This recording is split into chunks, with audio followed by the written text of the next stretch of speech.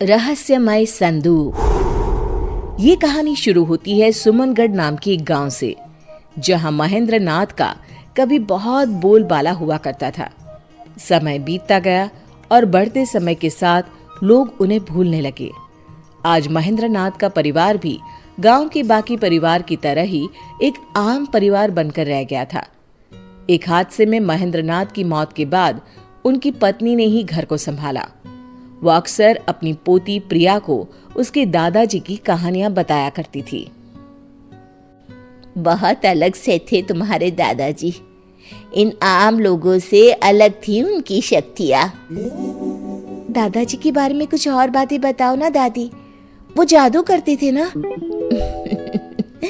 जादू नहीं बेटा, वो सिद्धियाँ होती हैं जो दादाजी के पास थी।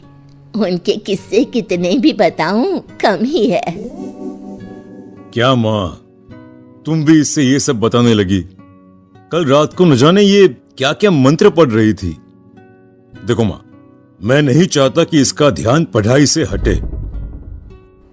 पंकज ठीक कह रहा है प्रिया, मैं तो सठिया गई हूँ बेटी।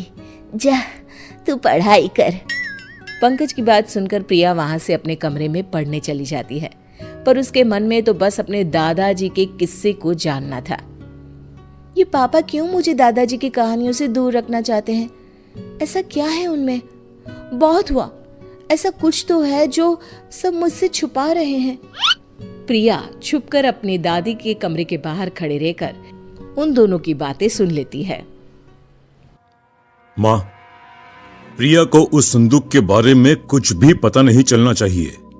इस तरह अगर तुम पिताजी के बारे में उससे बात करती रहोगी तो कभी न कभी वो भी बाहर आ जाएंगे। जो छुपा होना चाहिए। पापा क्या छुपा रहे हैं मुझसे? क्या छुपाना है? कौन सा संदूक? ये सब क्या चल रहा है? तू कब तक छुपा लेगा प्रिया से इन बातों को? कभी ना कभी वो संदूक भी सामने आ जाएगा पंकज। जिद मत करो माँ, वरना मुझे उस संदूक को कहीं रखकर आना होगा। मैं आज ही उस संदूक को पास के जंगल में रखकर आता हूं। न रहेगा संदूक, ना ही रहेगा प्रिया को कोई खतरा। पंकज रात के ठीक 2 बजे सभी के सोने के बाद अपने घर के स्टोर रूम में जाता है और लाल कपड़े में लपेटे एक संदूक को बाहर लेकर आता है। माफ कीजिएगा बाबूजी, पर हम इन शक्तियों को नहीं संभाल पाएंगे। अब इस संदूक को अलविदा करने का समय आ गया है। सर्दी की ठंडी रात को पंकज उस संदूक को उठाए चल पड़ता है। हवा बहुत तेज बहने लगती है। अचानक ही आंधी आने जैसा माहौल बन जाता है। अरे, ये अचानक मौसम को क्या हो गया? अगर बारिश शुरू हो गई तो मैं क्या करूंगा?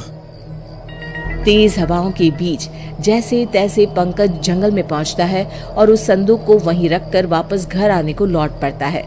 पंकज को रास्ते में वही संदूक दिखाई पड़ता है। अरे, ये वापस यहाँ कैसे आया? अभी तो मैं इसे जंगल में छोड़कर आया था। पंकज फिर से उस संदूक को जंगल में लेकर जाता है और जमीन में दफना देता है। इस बात से अनजान की प्रिया उसका पीछा कर रही है। पंकज संदूक को दफनाकर निश्चिंत होकर घर वापस आकर सो जाता है।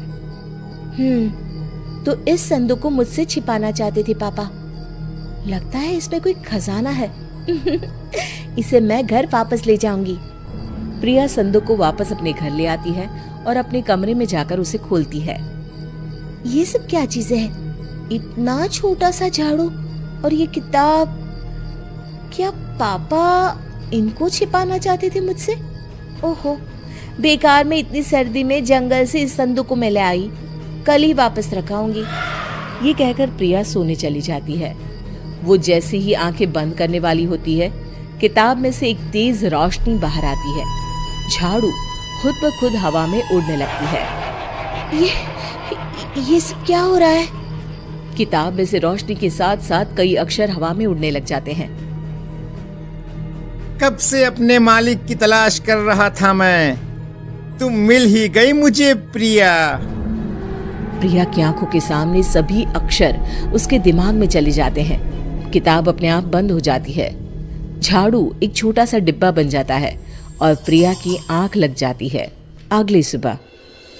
कल रात जो भी मैंने देखा वो मेरा सपना था या हकीकत? तभी कमरे में बैठी हुई प्रिया को दूसरे कमरे में अपने दादी और पापा की बातें सुनाई देने लग जाती है। मैं यहाँ बैठे हुए कैसे सब कुछ सुन पा रही हूँ? ये कैसे हो सकता है? तभी अचानक से प्रिया को अनजाने साए दिखने लग जाते हैं। हमें बचाओ प्रिया, हमें बचाओ। कौन हो तुम लोग? नहीं नहीं, मुझे छोड़ दो। प्रिया की आवाज सुनकर शोभा और पंकज उसके कमरे में आते हैं, पर उन्हें वहां कोई नहीं दिखता। क्या हुआ प्रिया, तुम ठीक तो हो? पापा, मुझे बचा लीजिए। मैं कल वो संदूक अपने साथ ले आई थी। मुझे अब यहाँ पर अजीब से लोग दिखाई दे रहे हैं जो मुझसे मदद मांग रहे हैं। मैं ये जानता था, इसीलिए तो ये सब तुझसे छुपाया मैंने। तेरे दादा यानी मेरे पिताजी महेंद्र नाथ ने लोगों की मदद करने के लिए कई सिद्धियां ली। उन्होंने अपने बारे में तो कभी सोचा ही नहीं। कई अतृप्त आत्माओं को आजाद करवाने में और कई मजबूरों की मदद करने में ही उन्होंने अपना जीवन लगा दिया। उन्होंने अपनी सारी शक्तियां इस संदूक में छुपा कर रखी थी, पर उनके ही एक चेले ने उन्हें धोखे से मरवा दिया और संदूक चुरा लिया। पर वो ये संदूक खोल नहीं सका। मुझे डर था कि कहीं ये शक्तियों को संभालने की शक्ति तुझ में ना हुई, और अगर तू ही इसकी हकदार हुई तो क्या होगा? तेरे दादाजी की सिद्धियां तू ही इस्तेमाल करके लोगों की मदद कर सकती है बेटा। ये आत्माएं बस तुझे ही दिखाई देगी, क्योंकि तू ही है जो इन्हें बचा सकती है।